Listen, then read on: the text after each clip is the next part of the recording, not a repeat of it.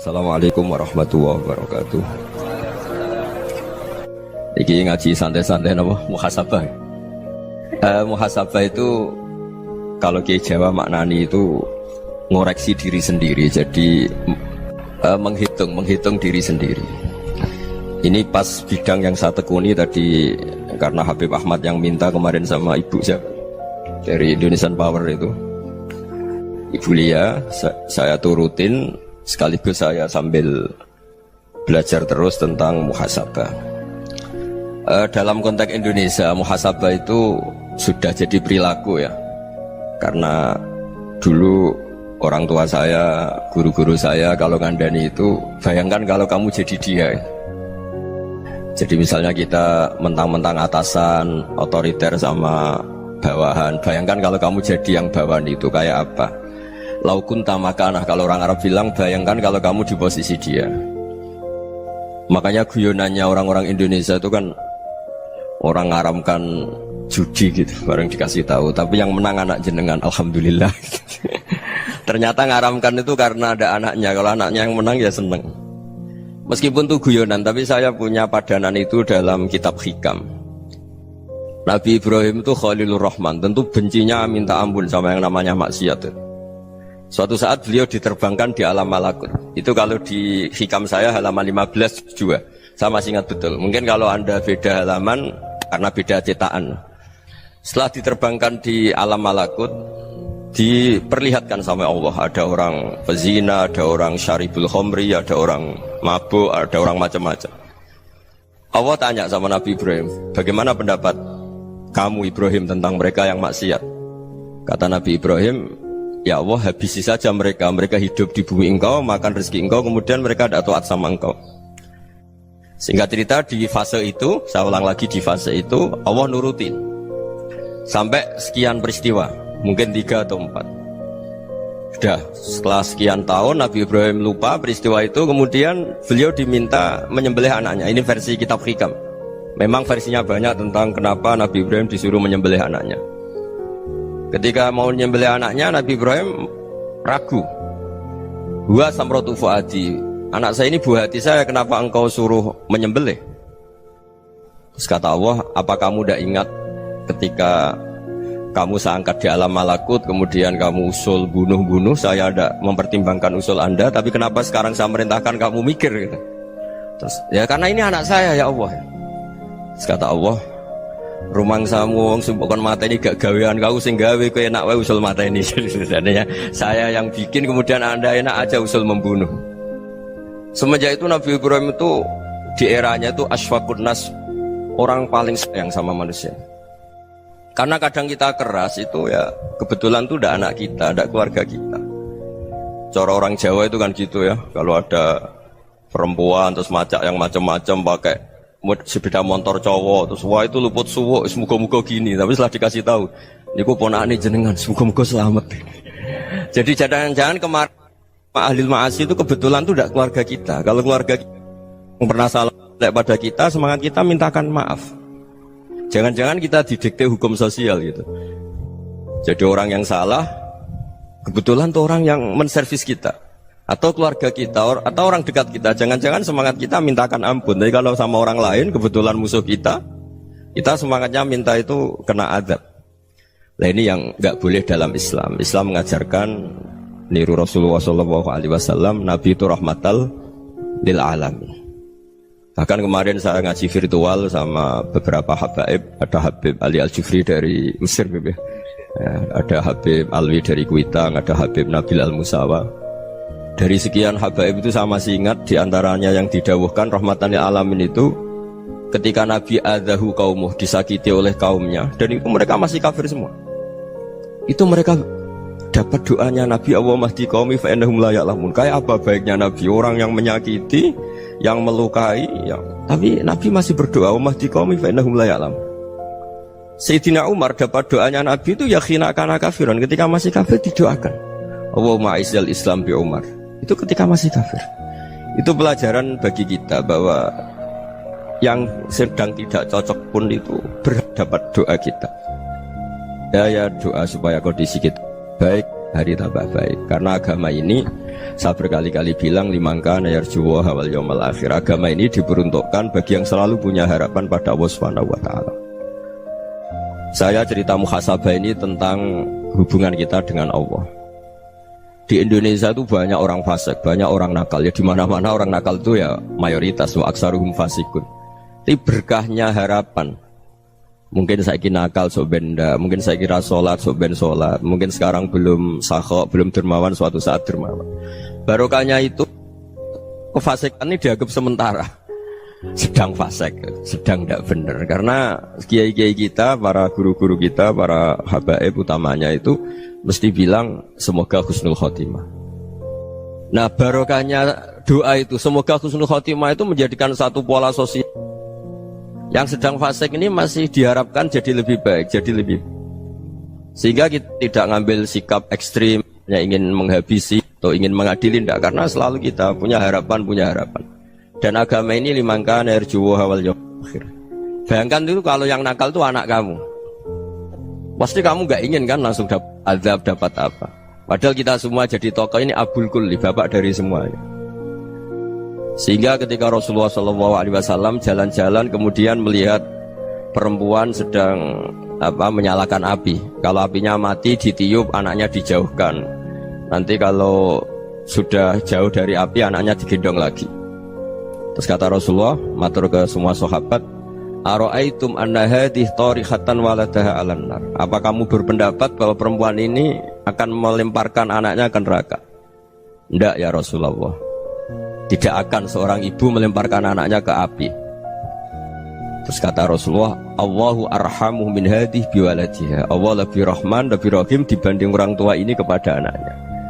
Ini yang harus kita kenalkan terus, kita kampanyakan terus, supaya orang hubungannya dengan Allah itu nyaman, asik.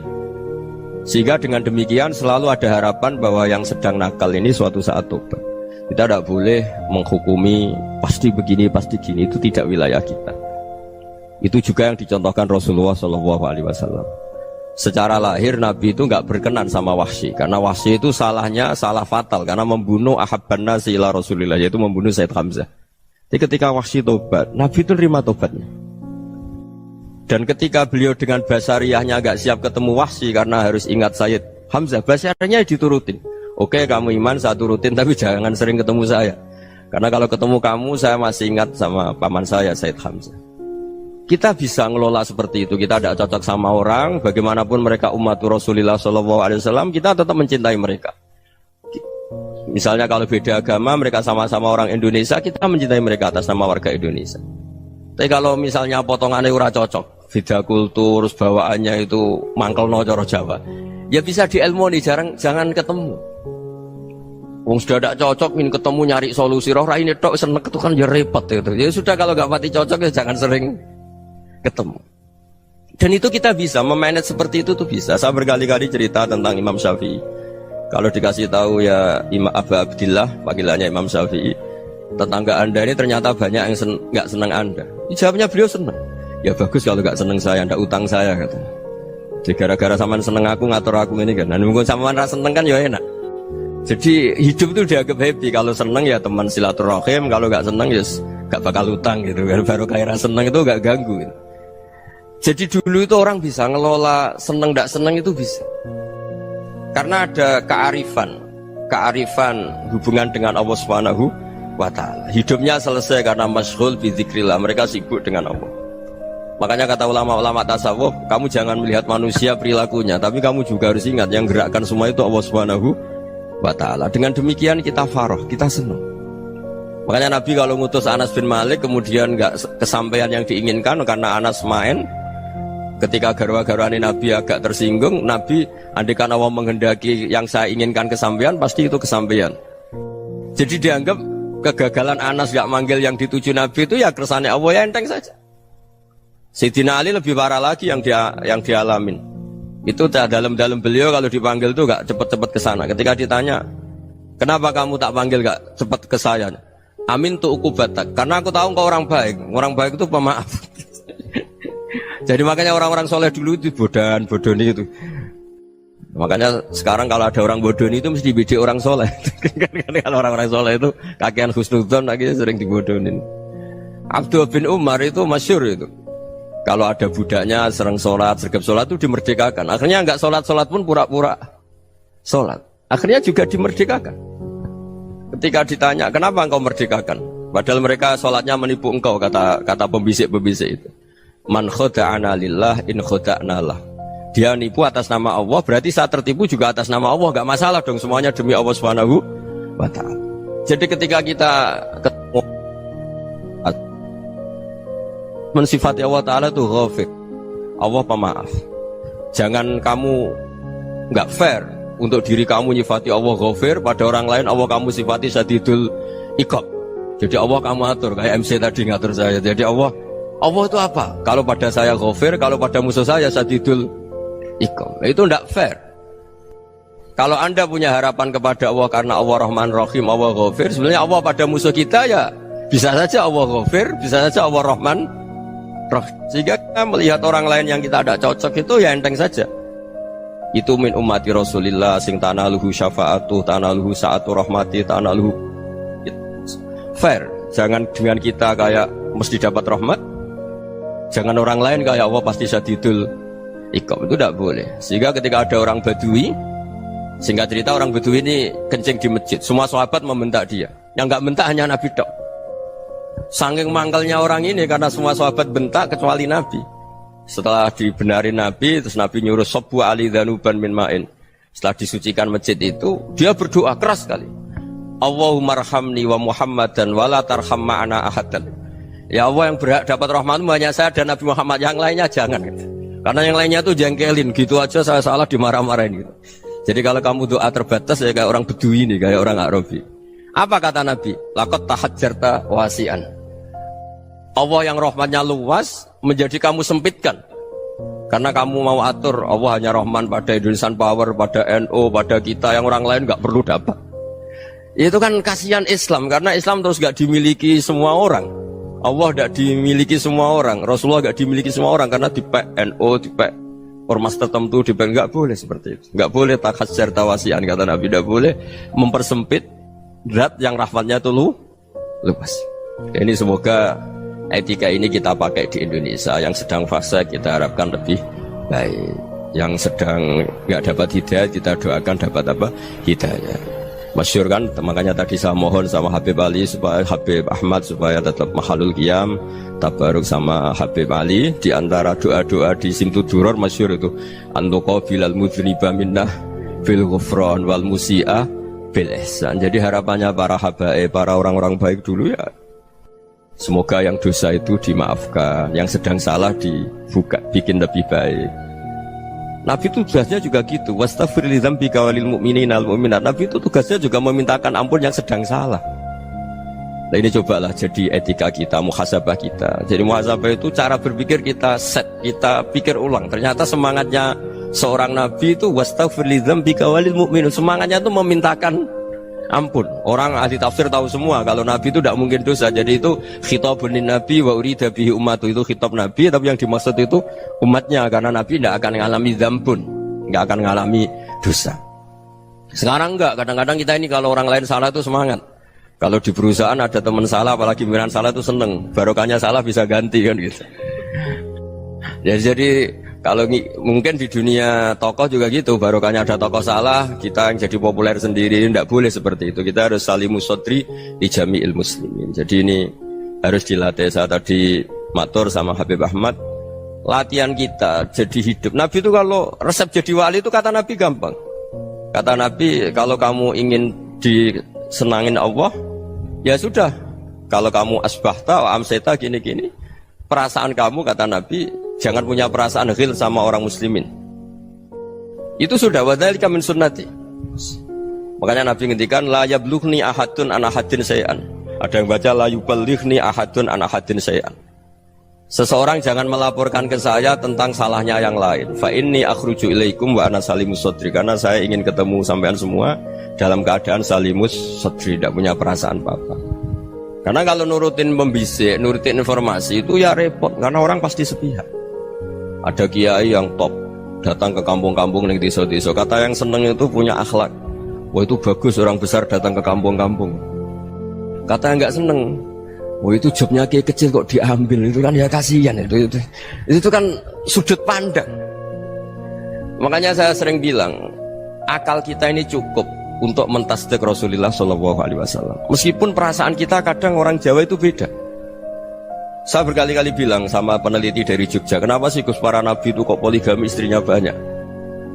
Nabi Dawud katanya itu berapa? Nabi Sulaiman malah jumlahnya agak terbatas ini. Nabi Muhammad itu paling sedikit. Saya tanya gini, perempuan itu orang lemah, jadi kalau nolong orang satu gimana baik, kalau nolong orang dua ya lebih baik, ya sudah kira-kira seperti itu. Paling tidak akal kita masih tahu kalau orang baik itu kan mesti baik, nolong orang satu baik, nolong orang dua ya lebih baik, nolong orang tiga lebih baik. Tapi kalau kamu orang nggak baik, satu saja kamu terlantarin, kamu miskinkan, kamu ya tinggal diukur kan. Kalau orang baik nambah baik, tapi kalau orang buruk tambah buruk. Nah itu akal kita bisa menganalisis kenapa sih nikah itu ada yang poligami, ada yang enggak. Sudah ukur saja diri kamu. Misalnya kayak saya elek keriting, rabi terus, memperbanyak wong elek, orang perilaku netok, raine dadi elek kabeh. Tapi nak kowe ku ganteng, alim, ganteng, sugih, anake ganteng-ganteng, berhubung kowe saleh ahli swarga kabeh, mertua yo bangga karena karir kamu meyakinkan. Ini mertua kamu aja gak bangga mau nambah.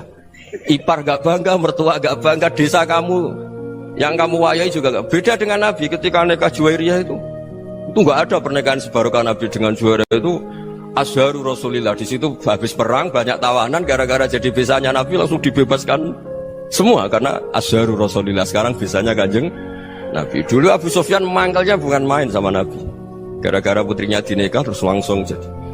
Kalau kamu kan enggak, nikah satu, nikah lagi, satu kampung musuhi kamu karena istri pertama ya cemburu, yang kedua agak bangga. Wah itu selesai itu di dunia wal akhirah. Maksud saya nganalisis Islam itu harus pakai akal. Dan akal yang dipakai, ini saya bawa ke kitab Ihya, adalah pikiran-pikiran para ulama.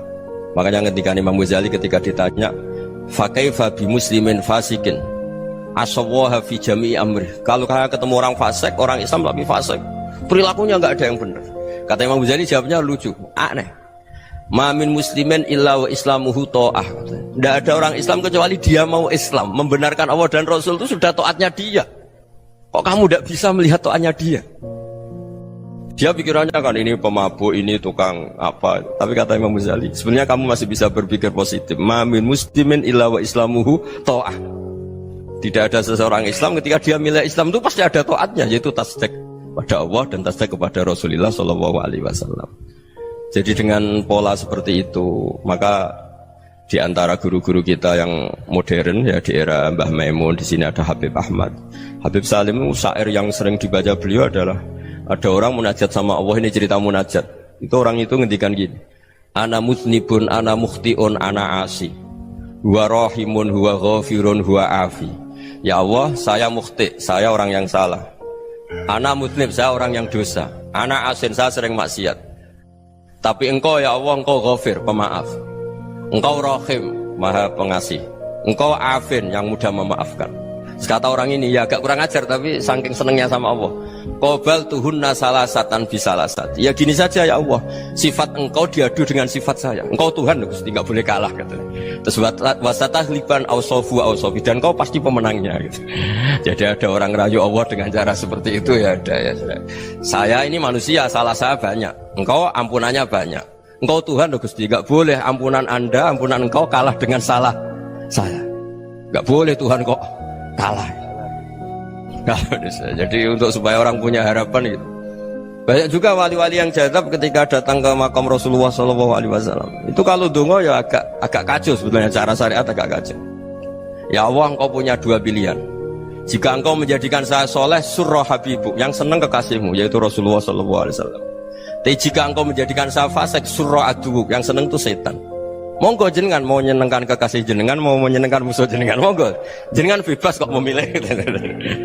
Mestinya Allah ya senang menyenangkan kekasihnya. Jadi ya, intinya Allah dipaksa untuk menjadikan dia orang soleh gitu. Jadi saya mohon muhasabah itu dimulai cara berpikir.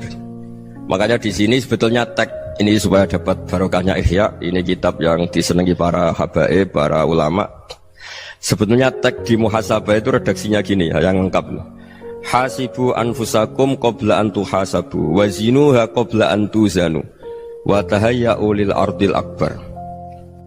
Jadi ada kata wazinu, jadi ukur. Perilaku Anda ini diukur, ditakar. Misalnya kita sebagai suami kan ya punya hal-hal yang kita tidak ideal. Corong Jawa mesti pesek, cara rezeki ya pas-pasan ya. Dan kita juga kalau makanya agak boleh tanya istri begini, apa saat cinta pertama Anda? Pasti Anda kecewa. Orang jadi istri hanya korban terakhir itu. Sudah. Karena orang kalau ngelamar kemana-mana gak jadi, yang jadi istri itu pasti korban terakhir itu. Jarang istri pilihan pertama, jarang. Ayo semua yang nikah. Rata-rata itu pilihan Anda pertama Pak, dari sekian ditolak di mana-mana terus. Ya perempuan terakhir. Kamu juga korban terakhir gitu. Itu wali-wali dulu kalau ngandani kita itu sederhana. Antal ini masyhur diceritakan Habib Zain bin Semit dalam kitab Al-Manhajus Sawi. Anta lam tajid min nafsika kullama turid. Fa kaifa turidu min ghairika kullama turid. Kamu yang ingin ideal saja kamu tidak menemukan pada diri kamu untuk menjadi ideal. Kamu kan ingin ganteng, ingin punya uang banyak, ingin perilaku Anda sempurna. Anda saja yang punya keinginan tidak bisa mewujudkan keinginan Anda sendiri. Fa kaifa turidu min ghairika ma turid. Jadi anta lam tajid min nafsika kullama turid. Fa kaifa turidu min ghairika kullama turid. Kamu yang punya keinginan saja. Misalnya saya ingin punya uang banyak, perilaku saya selalu benar, gak pernah salah. Loh, saya yang ingin saja dengan diri saya gak bisa untuk benar terus. Kok kamu berharap orang lain selalu benar? Jadi anta lam tajid ya sama. Kalau kamu menuntut istri kamu itu ramah, neriman, apa kamu neriman sama wajah istri Anda gitu? Engko ya pola neng dinti jajaki sana jajaki sini, kamu sendiri ndak kona apa. Jadi itu nasihat yang luar biasa. Anta lam tajid min nafsika kullama turid, fa kaifa turidu min ghairika kullama turid. Kamu mau menghormati semua orang, ndak mau kan? Kemudian Anda berharap semua orang menghormati kamu. Kamu tidak ingin kan orang lain semua menghujat kamu. Sementara kamu enak aja menghujat orang lain. Makanya Rasulullah SAW luar biasa ketika bikin kaidah sosial. Apa la yu'minu ahadukum hatta yuhibba li akhihi ma yuhibbu li nafsi. Jadi kalau ukuran iman itu sederhana. Kalau sesuatu itu baik, nyaman bagi Anda ya bayangkan itu pada teman Anda. Misalnya Anda bangun tidur sudah acak-acakan, gak punya uang, utang jatuh tempo, kan gak ingin ketemu orang. Ya kamu jangan bertamu ke jenis ini, karena dengan kamu yang alami juga gak siap ketemu orang. Makanya ada Habib Alim itu dilapuri sama seseorang. Beb, dulu teman saya itu ketika saya kaya itu sering main ke saya. Setelah saya miskin, mereka tidak main ke saya. Kata Habib itu bagus, sunnah Allah begitu itu bagus. Coba kalau kamu dulu kaya, teman kamu main kan kamu gaya, di rumah ada makanan, bisa hormat tamu.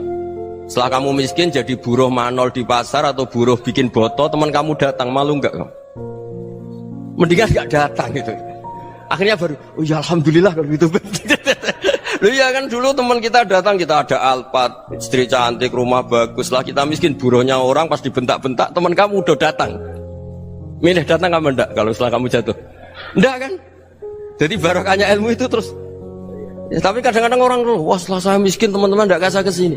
Ya kalau kamu sudah jatuh, teman-teman kamu situ jadi tontonan. Ya mulai sekarang cara berpikir itu dirubah. Dulu yang namanya kiai itu kalau diundang orang itu ya agak-agak senang. Semenjak saya itu agak rubah. Mengundang kiai, ngatur kiai itu tak haram-haramkan ya ada lumayan lah, sekarang itu sudah mulai agak beretika. Dulu itu ngundang tuh tanggalnya ditentukan, jamnya ditentukan, enggak mikir apa kiai saat itu nganggur, enggak. Punya wadifah, enggak. Dia milih tanggal yang dia nganggur, enggak mikir masa itu kiainya nganggur apa, enggak. Ya saya hanya cerita aja, kamu tersinggung ya monggo, boten ya monggo itu kan. Jadi saya mohon lah supaya tadi saya juga matur ke Habib Ahmad. Jadi untuk orang merasa ikut sunnah Rasul itu gampang sekali kata Sayyid Muhammad. Dulu Nabi berpakaian ala daerahnya. Kalau mikot ya pakai mikotu baladi. Karena Nabi orang Madinah dan beliau berdomisili di Madinah, ya misalnya mikotnya dari Bir Ali misalnya.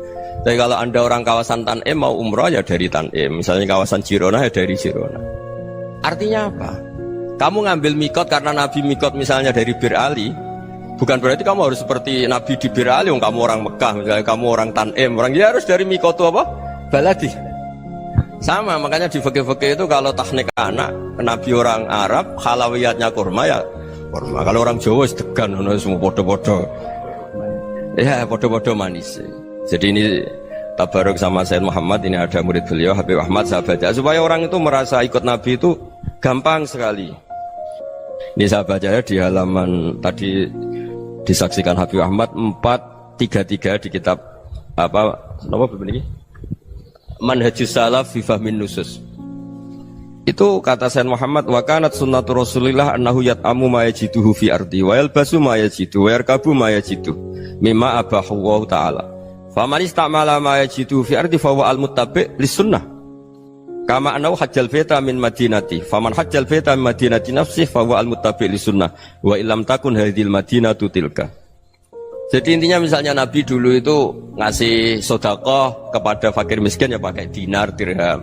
Ya kalau orang misalnya sedekah pakai rupiah ya sudah ikut sunnah Nabi. Jangan, lu Nabi pakai dinar loh, kamu kok pakai rupiah. Dulu dinarnya Nabi udah ada tulisannya Bank Indonesia, kamu ada tulisannya Bank. Ya tidak ada seperti itu. Ya jadi misalnya Nabi sedekah pakai tamar atau pakai al-aqid, ya kita pakai beras, pakai apa. Supaya orang tuh bahwa Rasulullah itu milik kafatal linnas, milik semuanya. Sehingga merasa ikut sunnah Nabi itu ya semuanya. Makanya dulu Mbah Mun kalau motivasi saya supaya bombong, kalau orang Jawa bilang bombong. Wong Jawa itu mesti ono wong alim. Beliau menyontohkan Mas itu Mbah Fadol, Senori, Mbah Ihsan Jambes. Itu bisa ngarang-ngarang kitab luar biasa. Padahal beliau bukan orang Arab. Imam Sibawayh itu orang Persia, Imam Ghazali orang Tus itu juga ikut Persia. Kata Mbah Mun, wong sing ora Arab lah mesti untuk jatah alim, kata beliau. Karena Nabi itu diutus kafatal linnas. Nanti kalau orang yang alim itu Arab tok, berarti tidak ada perwakilan dari Afrika, dari Asia Tenggara, dari mana-mana. Makanya karena Nabi statusnya itu kafatal linnas. Jadi kita harus bangga sebagai Muslim, sebagai orang Indonesia. Karena misalnya Wali Kutub dulu terkenalnya hanya ada di Yaman, di mana.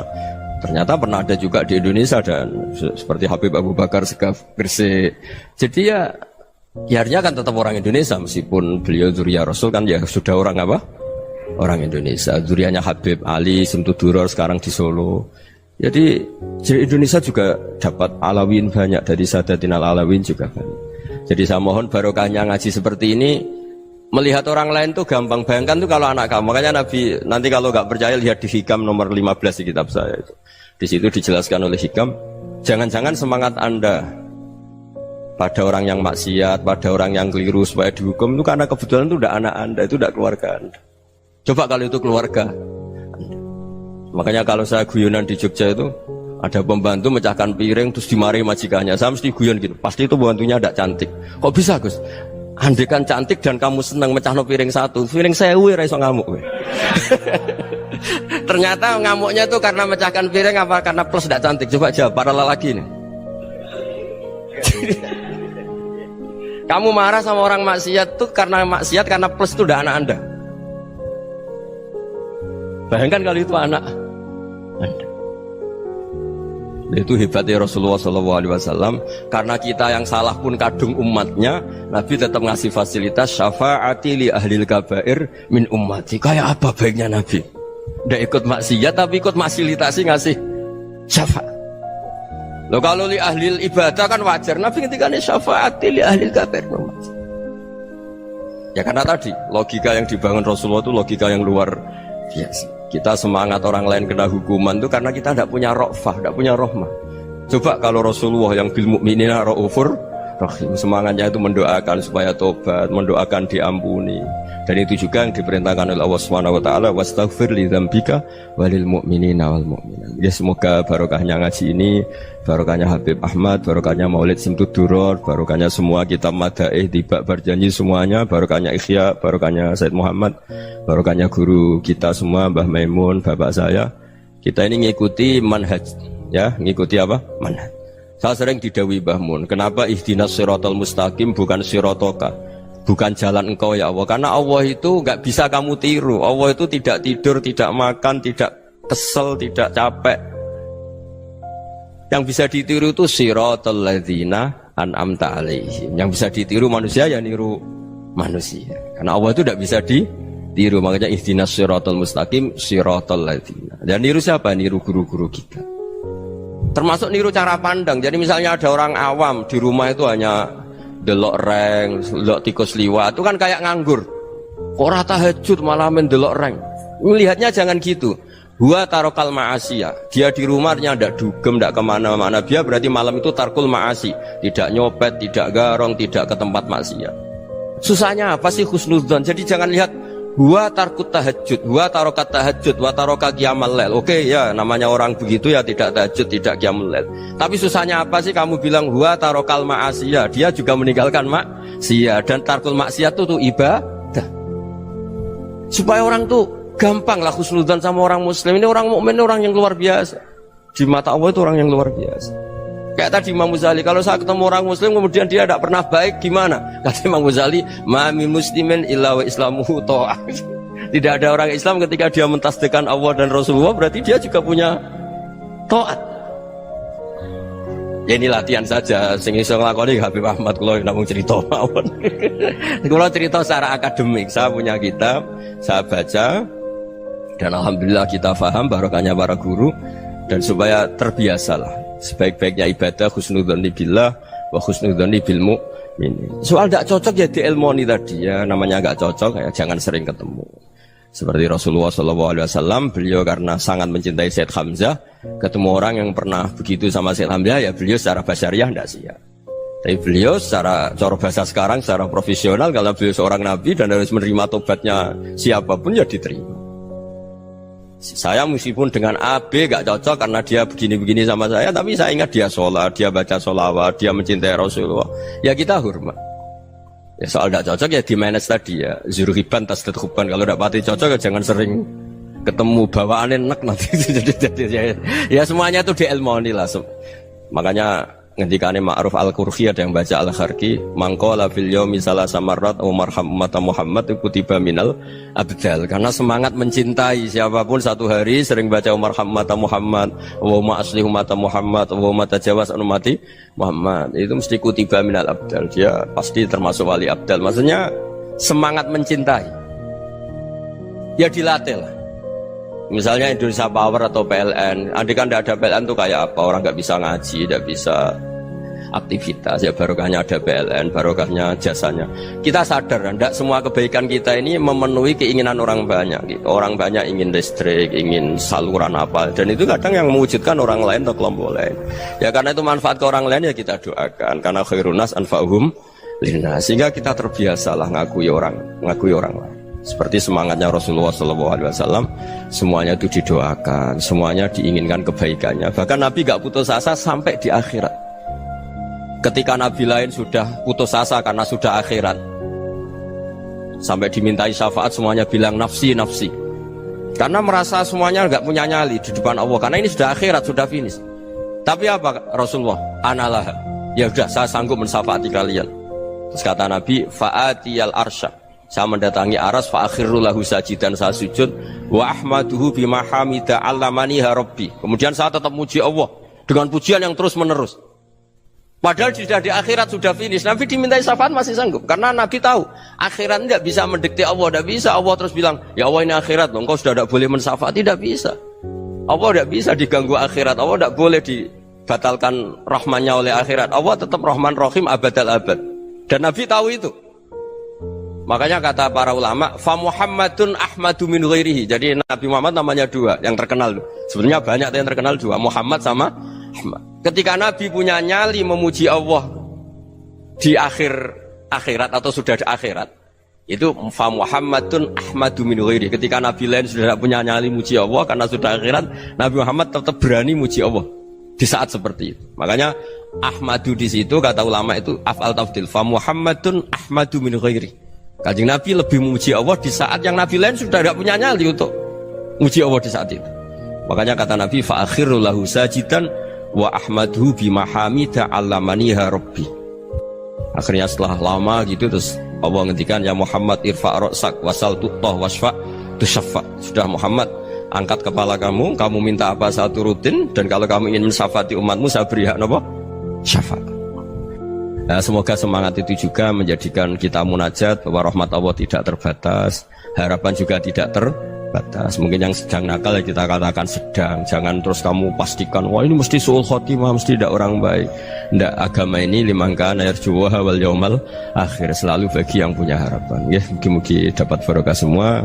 Mantul dengan kata wassalamualaikum warahmatullahi wabarakatuh.